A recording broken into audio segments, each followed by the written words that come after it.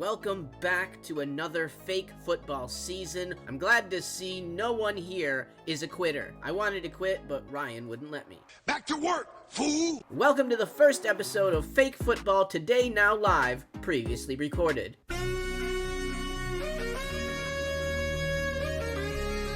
And today I want to talk about the matchups in week 1 of our fantasy football league. There are 5 epic matchups happening in the league this week. I can't think of a worse way to start a fantasy football league than with a week 1 loss.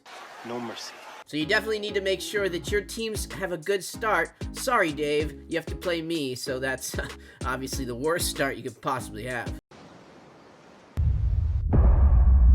First matchup I want to go over today is Hossa, who obviously he's known for having pretty much no leg game at all. I got hairy legs. Versus Super Duper Wacky Razzle. Thanks for making me have to say that. Honestly, Wacky Razzle came out of the draft with one of the best teams. I hate to admit that somebody else might have had a better draft than me, but because he was able to get Tony Pollard in the 10th with the way that we do keepers, he was able to stack up on some really stud receivers. So pretty tough team. I wouldn't like to have to play him. Hossa, you do have to play him though. I will agree with ESPN. Hossa does have an advantage in quarterback here, but that's probably about it. I wouldn't even give Kenneth Walker an edge over Devonta Smith. I think if ESPN's being really generous to you, Hossa, they might feel bad. I heard it's retarded or something. I guess there's a chance that Tua can F it up for you, Wacky, but honestly, this seems like it's going to be an easy little cakewalk. Hossa had probably one of the worst drafts I've ever seen. After the second round, I think he just fell completely on his face.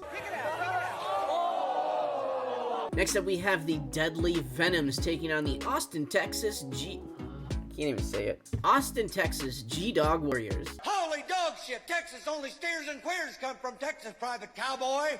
And you don't much look like a steer to me, so that kind of narrows it down.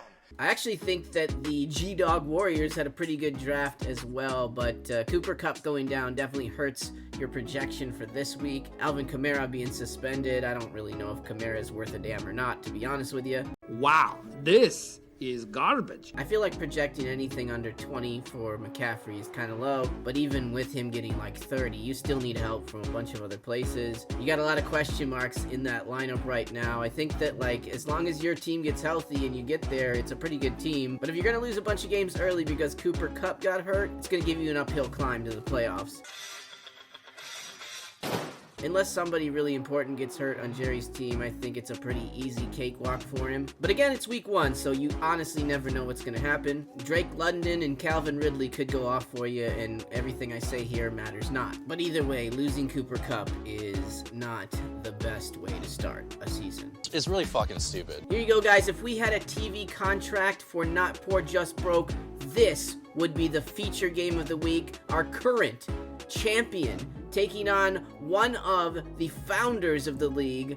That's right, we're talking Tumbles versus Knowles. Welcome to the cable access televised debate between a giant douche and a turd sandwich. I think ESPN is kind of low on the Knowles right here, and I see that they have a really good 1-2 punch with Herbert, Keenan Allen. If you get some touchdowns between the two of those guys, it's really gonna hurt. I think using Sky Moore is kind of a reach, and he was, as Ryan ended up playing Pacheco. Obviously, I'm getting this out after the Thursday night game, where we can say Pacheco and Gibbs basically balanced each other out. They basically got all the scrubs out of the way so the grown men can fight over the weekend. I'm not gay! I'm grown! The next matchup we're going to talk about is simply Slats versus Dark Side Gray Wolves. Sorry, it's just one wolf. A Dark Side Gray Wolf, not plural. Are you high or just incredibly stupid? In my opinion, I think that this matchup is actually pretty even. I think ESPN is definitely favoring some of those questionable running back choices that Packett has in there. I think Alexander Madison is a little bit unproven, but again, 14 points seems reasonable for the guy that is, the number 1 in Minnesota. But I think that the James Conner projection is really, really high. Now, exactly how much pot did you smoke? I don't know that they're even that good to give James Conner 15 points. Again, if the guy gets in the end zone, you're golden. You'll probably be fine. But then that you're also tagging along the other side with Scary Terry McLaurin. I'm Scary Terry.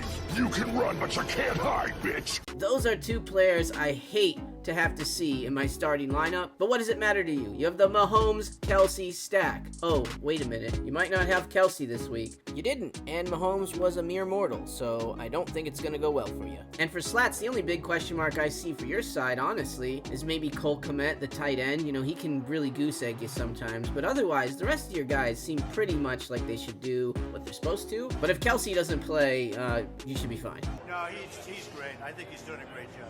And now the game of the week. The poor, sad little South Park cows have to take on the big, mean America's team, Polk High Panthers. But to be the man, you gotta beat the man, and I'm saying, woo, right here. Honestly, I don't even think it's even close. Not even sure why I should even look. Obviously, the Polk High Panthers are going to pull off a big fucking win this weekend. It's not even going to be close. I think Dave is going to be wondering, hey, I wonder how long I'm going to be able to think about winning this week, and right away, shit's going to go down, and he's going to say, damn. But just for shits and giggles, let's take a look at the analysis. Oh gosh, looks like ESPN agrees with me too. I know from experience, dude. You know what I mean? I think Joe Burrow's being put over Justin Fields is deplorable, and I think using James Cook as your number one running back is a solid move as far as I'm concerned. Probably not from your fan base's point of view, but from my fan base's point of view, please, let's stay with that. DK Metcalf, another guy I hate to see in my lineup. He has let me down so many times. I hope he will let you down as well. I didn't even know Amari Cooper was still in the damn league. Justin Jefferson's pretty good, though. He could probably put up 100 points just on his own. So with that guy on your team, you always have a chance. And if you look at my team, I know it's hard. The glare of glory from it is very, very high. But I think we've got a nice young team, unproven for sure. But that's what Polk High is all about, giving the young kids a chance. I'm gonna get those kids out there. I'm gonna show the old men that the new guys are here to stay. You are an old man and a fool. Justin Fields is going to be a beast. He's going to be a beast in this league all season long. He's going to rival that of Patrick Mahomes. Robinson is the new Derrick Henry. Ryan, I upgraded Derrick Henry and I took this guy instead. His only problem is he's on Atlanta and they're terrible. I just hope we can win a game. Nick Chubb also on a shitty team, but he is all alone. Like, there is absolutely no one else that can play running back on that team, so that's good. I think my receivers are a little bit sketchier than most. Amon-Ra gave me a pretty good Thursday night with 19 points, and the kicker threw an 8 to boot, no pun intended. All in all, pretty good showing. Don't really love having to play T. Higgins, but again, not the worst guy, especially since my boy over there is playing Joe Burrows. So please, Joe Burrow, throw it to T. Higgins all you want. The Eagles' defense alone might win me this game. Fly, Eagles, fly. Sorry, Slats, but I really don't have a lot of faith in New England. My prediction, it's gonna be a bloodbath. Hey, a computer took your place, Daddy. That's hard time. That's hard time. Well, there you go, guys. A makeshift manager's message. I had to put it on YouTube because, for some reason, the ESPN HTML can't embed a video. You sold 2,000 and late. Thank you guys for watching. Don't forget to set your lineup. Chiefs, Lions on Thursday night. Good luck, and let's have fun out there.